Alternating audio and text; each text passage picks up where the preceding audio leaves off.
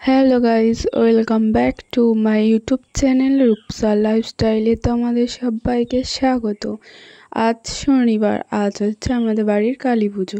তো সেই জন্যই আমরা ভোর ভোর উঠে চলে গেছিলাম ফুল তুলতে। তো ফুল তুললে আর বেশিরভাগ ফুলের কুড়ি তুলতে হবে, কারণ রাতে পুজো যেহেতু, আর কুড়িগুলো যেহেতু ফুল হয়ে যাবে তখন। আর এমনি ফোটা ফুলগুলো তুললে কী হবে, ফুলগুলো বাসি হয়ে যাবে, মানে আমাদের যেহেতু 12টার পর পুজো হবে, তো সেই কারণে ফুলগুলো তখন বাসি হয়ে যাবে। সেই কারণেই আর কুঁড়ি তুলতে হয় আমাদের। তারপর আমাদের এখানে 28টা করে সব ফুল আমাদের বেছে রাখা হলো, যেহেতু আমাদের হোমেতে লাগে নীল অপরাজিতা, করবী ফুল আর বেলপাতা, তুলসী পাতা, দুব্ব এইসবও লাগে। তো সেই কারণে আমাদের 28টা করে বেছে রাখা হলো। আর কি জানো তো, আমাদের পুজোতে প্রত্যেক বছর ধরা বাঁধা বৃষ্টি হবেই হবে। তো মানে যে পুজোতে বৃষ্টি হতেই হবে, একবার না একবার হলেও বৃষ্টি হবেই। আর তারপর এখানে ঠাকুর করার মিস্ত্রি চলে এসেছিলো আমাদের, আর এখানে ঠাকুর তৈরি করতেও লেগে গেছে, মানে পুরো ঠাকুরটা তৈরিও হয়ে গেছে, যেহেতু আজকে আর সারাদিন রোদ ওঠেনি বলে। আর ঠাকুরটা ভালো শুকোয়ও নিকো, পুরো একবারে ভিজেছিল ঠাকুরটা, দেখে বুঝতেই পারছো। আর এখানে আমাদের ঠাকুরের গয়না ছিল, এখানে দুটো চোখ, একটা টিকলি, আর ছিল আমাদের একটা নোয়া, আরও সবার অনেক কিছু, অনেক গয়না রয়েছে, সবাই সেগুলো দেবে, ঠাকুরকে পরানো হবে।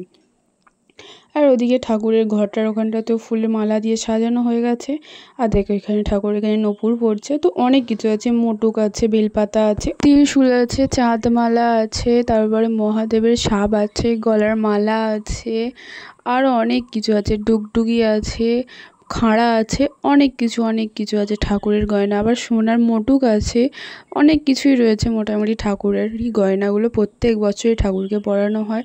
আর এইখানে দেখো পুরো রেডি হয়ে গেছে, আর এখানে ঠাকুরকে পুরো একবারে বসানো হয়ে গেছে। আর এখানে প্রত্যেক বছরের মতোই ঠাকুর মিস্ত্রি এখানে আলপনাটা দিয়ে দেয়, তো এখানেও সেরকমই আলপনাটা দিয়ে দিচ্ছে।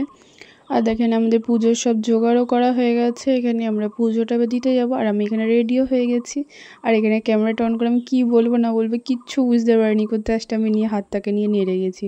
তো চলো পুজোটা এবার দিয়ে আসি তাড়াতাড়ি। আর এখানে দেখো সবাই পুজো দিতেও শুরু করে দিয়েছে, তো চলে এসেছি আমরা পুজো দিতে। মায়েরা সব এসে সন্ধে দিয়ে গেছে।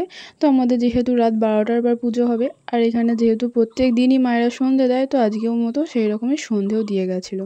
আর রাত 12টার পর পুজো শুরু হয় বলে, আর সত্যি কথা বলতে কোনো বছরই আমি পুজো দেখে উঠতে পারিনি গো, তবে এক বছর দেখেছি অনেক ছোটোবেলায়, তবে এখনও একটু একটু মনে পড়ে অবশ্য। তো এখানে সব কিছু জোগাড় করা হচ্ছে পুজোর জন্য, তো আমি আর সারা রাত দেখতেও পারিনি, তাই আমার কাছে আর কোনো ফটোশ্যুট আর নেই গো। তাই একবারে যখন বিজয় হয়, তো সেটাও ভোরবেলার দিকেই বিজয় হয়, তো তখন অনেক কষ্টেই উঠে এসেছিলাম। আর দেখো নদীর কি অবস্থা, তো যেইখানটাতে পানা শেষ হয়েছে, তো সেইখানেই পেরিয়ে গিয়ে তো ওই দূরেতে ঠাকুরটা বিসর্জন করা হয়েছে। তো তারপরে এক টিপিটিপি বৃষ্টিও চলে এসেছিলো, তাই আমরা তাড়াতাড়ি করে বাড়িও চলে এলাম ঠাকুর বিসর্জন করে। তো এই ভিডিওটা এই পর্যন্তই, ভালো লাগলে চ্যানেলটিকে সাবস্ক্রাইব করে অবশ্যই পাশে